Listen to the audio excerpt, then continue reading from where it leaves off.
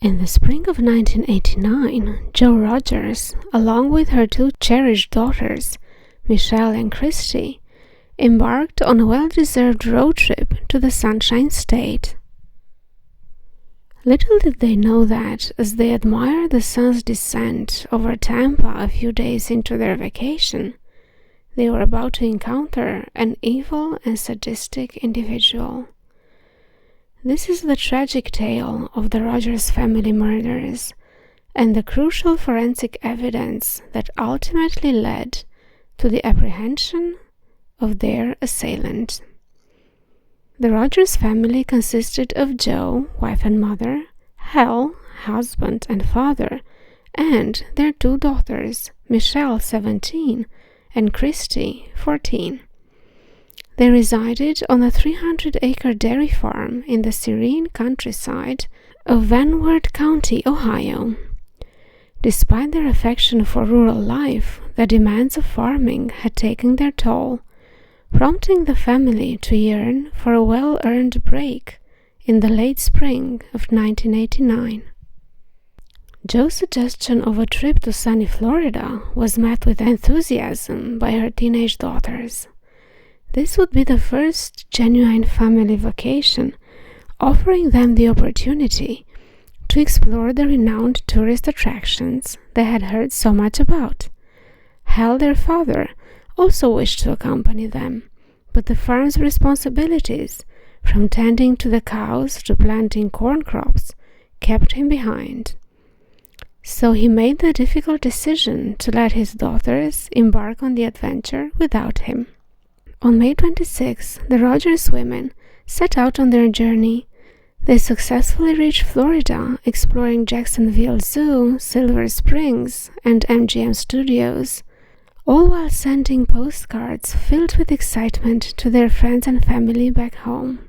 By June 1st, the Rogers family had made their way to Tampa, specifically the Days Inn in Rocky Point. However, they found themselves a bit disoriented, discovering 2 Days Inns in the area. They decided to ask for directions at a gas station off Interstate 4, where they encountered a man in the parking lot. Michelle inquired about directions, and the man, who had just purchased cigarettes, offered his assistance. Christy clarified the motel they were looking for, and the man generously provided directions, which Jo jotted down on a tourist pamphlet. Remarkably, the man went a step further, offering them a boat tour around Tampa Bay, highlighting his familiarity with the area. Strikingly, he revealed that he, too, hailed from Ohio, creating an instant connection. Yeah, I don't trust this guy. Back home, Hal Rogers began to feel concerned when he hadn't heard from his family for several days. He assumed that they were together and would return as planned, brimming with stories of their Florida adventure.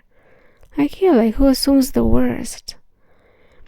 Then, on June 4th, a chilling discovery was made just a few miles from the Tampa Pier. 3 lifeless bodies were found floating on the water's surface, tethered to heavy objects. As the shocked authorities retrieved the bodies, they initiated the challenging task of identifying the victims. A motel maid came forward, explaining that 3 women had been staying in a room at the motel, but they had disappeared for some time. An investigation confirmed that the 3 bodies were those of Jo, Michelle, and Christy. They had been bound to concrete blocks, their mouths taped shut, and they had been assaulted before being cast into the water, still alive. Investigators believed the killer had left their eyes uncovered so they could witness the horror unfolding before them. What a monster! What a monster! Heartbreakingly, Michelle had managed to free one of her hands in a desperate attempt to escape before yielding to her tragic fate. The bodies wouldn't have been discovered otherwise, but it was actually the natural process of decomposition that had brought their bodies back to the surface. A task force comprised of investigators from Hillsborough County Sheriff's Office, the Florida Department of Law Enforcement, and the Florida Marine Patrol swiftly assembled to probe the murders. However, the submerged bodies provided no fingerprints or other conventional forensic evidence. A breakthrough came when the murders were linked to the assault of a 24-year-old Canadian woman 2 weeks prior. She had accepted an invitation from a seemingly friendly local man for a boat ride, only to be subjected to a violent assault.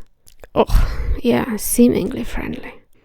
The police surmised that the Rogers women had likely fallen victim to the same man, lured by the promise of a boat ride.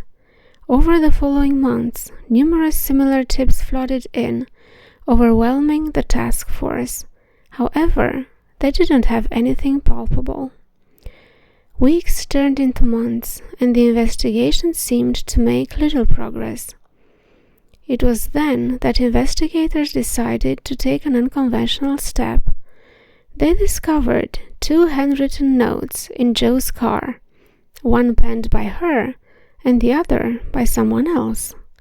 These notes contained directions to the bay and a brief description of a specific boat. So couldn't they find the boat this way? Anyway, detectives believed that these notes might lead them to the identity of the murderer. They enlarged the sample of the handwriting and displayed it on 5 billboards throughout the Tampa area, hoping that someone would recognize it. That would be unlikely if you asked me. But their gamble paid off when a woman driving along the Tampa highway recognized the handwriting. She had seen it on a receipt given to her neighbor by a contractor named Oba Chandler. Oba, a man she had reported to the police following the assault of the Canadian woman. The neighborly man had long given the clever woman an uneasy feeling. I cannot tell you how much it bothers me that his name is Chandler, because I love the name Chandler, and because I have a huge crush on Chandler Bing, and because Matthew Perry recently passed away, and I hate that an awful monster is also named Chandler.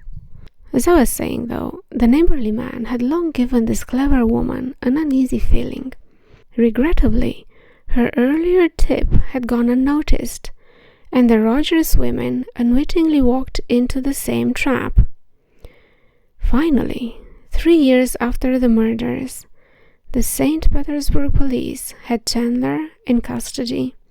During his trial, Chandler attempted to provide an alibi, claiming he had encountered boat trouble that night and had called the Coast Guard before resolving the issue with tape and returning home. Fortunately, a member of the prosecution, a skilled boatsman, debunked his alibi by explaining that gasoline dissolves tape, a crucial piece of evidence.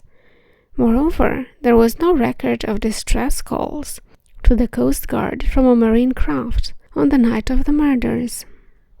Witnesses came forward to expose more of Oba's lies. What kind of a name is Oba?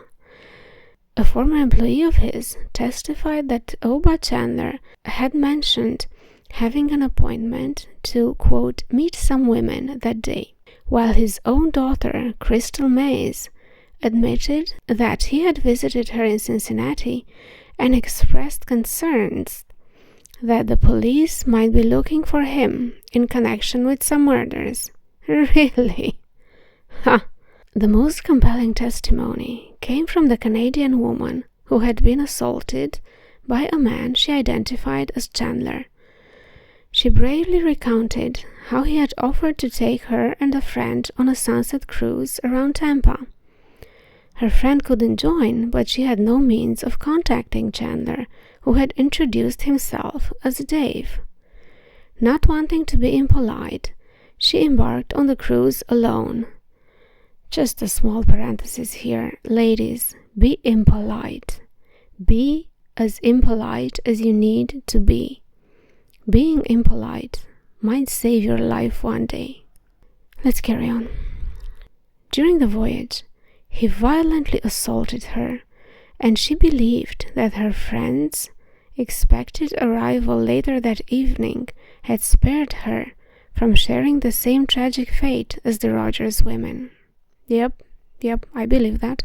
In 1994, during his trial, it took a mere 90 minutes for a jury to convict Chandler and another 30 minutes to sentence him to the death penalty. Much to the Rogers family dismay, Chandler continued to assert his innocence, using profanity-laden language, oh how dare he, in his correspondence with the local newspaper.